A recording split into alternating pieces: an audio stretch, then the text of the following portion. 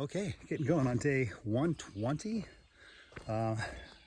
Early start today, just a little after 6, a little before sunrise. And pretty good day yesterday.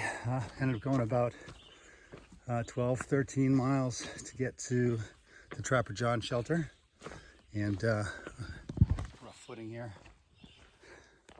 Gotta watch myself for a second. So today, the reason I'm getting an early start is because the forecast calls for thunder showers coming in sometime between 2 and 4, which, you know, part of trail life, but I know from my time in the Whites, thunderstorms can be, you know, pretty bad. A lot of times they include hail, really cold, windy. So unlike the embracing we were doing in the Jersey and Pennsylvania and all those states, it's not that gentle, clammy rain. It's a powerful, scary rain. So got to be a little careful when you know it's coming. So we'll see how it goes.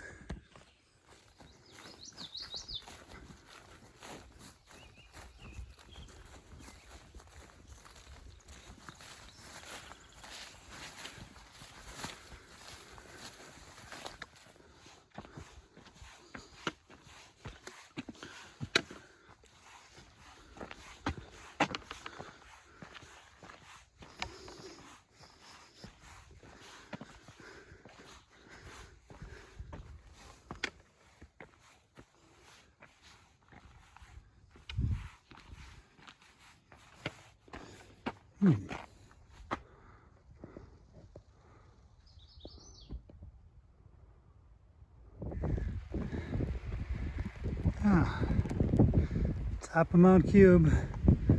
Not much of a view today.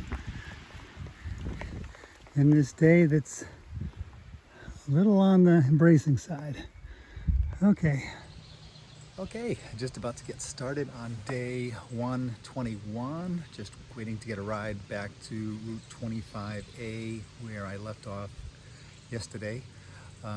Yesterday was a tough hike. It was farther than I wanted to go, about 16 miles. Went over both Smarts Mountain and Cube Mountain. And while those aren't necessarily, you know, the big bad boys of the Whites, they were challenging. So I ended up having to go 16 miles to just get out of the rain and get to a place where I can get a pickup and come here. And so I'm just gonna do a very short section today and then end up back here. And then I'll be at the base of Moosilauke and be able to go over that and see how that goes. That's, you know, it's going to be a challenge, and it'll be probably my first really big test with my injuries and seeing how well they're going to hold up for some of these other monsters coming up ahead. So I'm tentatively confident. That's the best way to put it. So anyway, we'll see how it goes today, tomorrow, and on. Okay, getting going on day 122, I believe. And today we're going to be heading up Mount Moosilauke. So, you know, I'm again a bit apprehensive about this. It's a pretty big test for the first major peak in the Whites. But we'll see how it goes. I'm thinking it's going to work out. It's a beautiful day, so that's nice. Got that going for me. And a pretty easy day yesterday. Actually didn't get any video shots yesterday because my camera, I'm not sure what's happening. All of a sudden it crapped out. I think it got wet the day before, but it's working now, for now. So hopefully that was just a temporary bug and it dried out and we're all set. So anyway, off and running. Okay, 1800. Very nice.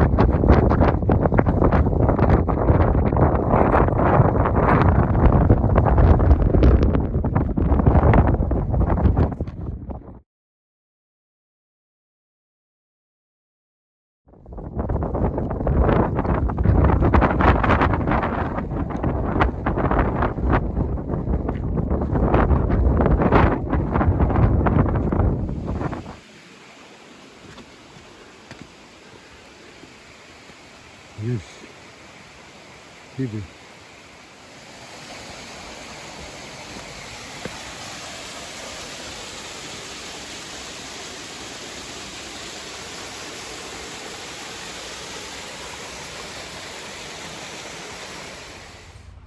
Okay, today would be the start of day 123, but unfortunately, it's not turning out the way I expected it to.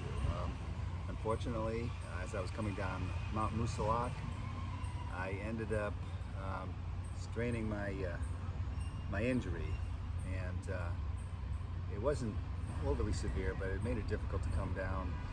And as it swelled up, I had to make the tough decision to call it quits for this season. So, it was tough, but at the same time, it's something I promised my doctor and Julie and the family and myself that if that was going to flare up, then I was going to pull the plug.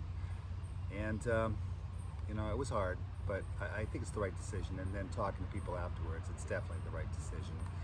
I got the 200 miles in. So that felt good to get through Vermont and start the whites. But, once again, I'm not done. I'm going to be back again next year. And, I obviously rushed it this year, getting out too soon. 10 days after I got cleared for activities, I'm back on trail. It's funny, when I talked to my surgeon, just after she cleared me, I said, well, what can I do? And can I do some hiking? And she says, well, what do you plan on? Like 1 mile, 3 miles? And I said, well, 600. And her chin kind of dropped. But, she just said, okay, as long as you listen to your body, and if you feel anything is out of place, then you got to shut it down. So that's where I am today, back home. Julie came out and got me, again, just like last year. Once again, not too far, because it was just outside at the end of Musalak, and just entering the real hearts of the whites. And that's probably the biggest crux of my decision, knowing the terrain I was about to get into. And I knew that was going to be an issue if I was going to press it. That's where full-time damage could have come in, and that's what my surgeon told me. She said if I have to have another surgery, that's going to be it. I'm going to have to wear a boot the rest of my life. So that doesn't mean that I'm going to be done hiking. I'm going to keep on going. I love hiking. I'm going to go as long as I can safely. But going into next summer, I'll be able to fully get myself rehabilitated and fully conditioned and hit the ground running just like I did to start the 2025 season in Georgia. So that's my plan. Again, no hard feelings, no regrets. I'm feeling really good. I also, there's the positives of being home. Last year I had to miss Izzy's first birthday, and I was going to have to miss it again this year. So I'll be able to do that, and just it does feel good to be home. It hurt. I have to admit, it was a tough thing coming home. But probably the best thing is I got so many nice messages from family and friends and trail friends from last year. Chicken Louise and Tom and Susanna, Cadence. I think she's going by more Susanna these days, but either one works for me. Just so many people gave really positive messages to make me feel that I made the right decision, because it was. And like it or not, that's just the way it is. But this is not going to be the end. I'll be back at it again next year. So hopefully, if you've been watching, you'll want to start watching it again starting next June. That's when I plan on getting back on. So anyway, happy trails, and I'll see everyone next year.